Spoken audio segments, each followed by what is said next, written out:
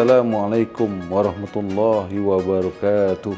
Alhamdulillah, tahun ini sekali lagi kita dapat merayakan Hari Raya Aidilfitri yang penuh dengan kegembiraan setelah sebulan kita melaksanakan ibadah puasa, dan pada tahun ini, pada hari ini kita sekali lagi dapat merayakan Hari Raya Aidilfitri yang merupakan lambang kemenangan kepada seluruh umat Islam.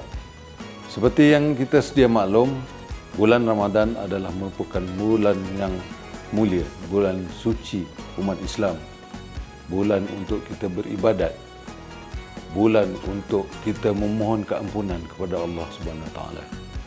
Semoga Ramadan tahun ini segala amal ibadat kita dapat diterima oleh Allah Subhanahu Wa Taala. Di kesempatan ini, saya dengan penuh rasa ikhlas dan tulus ingin merakamkan setinggi-tinggi penghargaan kepada seluruh warga kerja FGV Prodata Sistem Sdn Bhd, rakan-rakan strategik dan juga semua pelanggan-pelanggan yang berada di seluruh negara.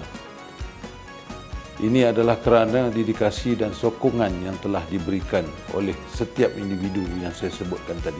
Setiap kejayaan yang kita capai adalah hasil kepercayaan, kolaborasi dan usaha kolektif yang utuh. Semoga Syawal ini menjadi ruang refleksi untuk kita melangkah dengan tekad yang lebih jelas, visi yang lebih kukuh dan azam yang lebih tinggi dalam meneruskan kecemerlangan dan mencipta nilai yang lebih bermakna. Akhir sekali, kepada semua yang akan pulang ke kampung halaman, semoga tuan-tuan dan puan-puan memandu dengan cermat, sentiasa berada dalam keadaan yang baik dalam ketika memandu. Biarlah lambat asalkan selamat, asalkan kita dapat sampai ke destinasi dengan sempurna dan dengan selamat, dan dapat menyambut hari yang bahagia bersama keluarga yang tercinta. Saya juga ingin mohon ampun dan maaf jika ada segala kesalahan, silap kata, perbuatan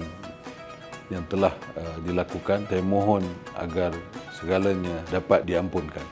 Bunga melati di tepi laman, harum baunya di pagi hari. Syawal diraih penuh keinsafan, ukhuwah dipupuk tanda lestari. Anak merpati di tepi kolah, terbang lalu melangkau kota. Jika ada silap dan salah, ampun dipohon, maaf dipinta. Selamat Hari Raya, maaf zahir dan batin.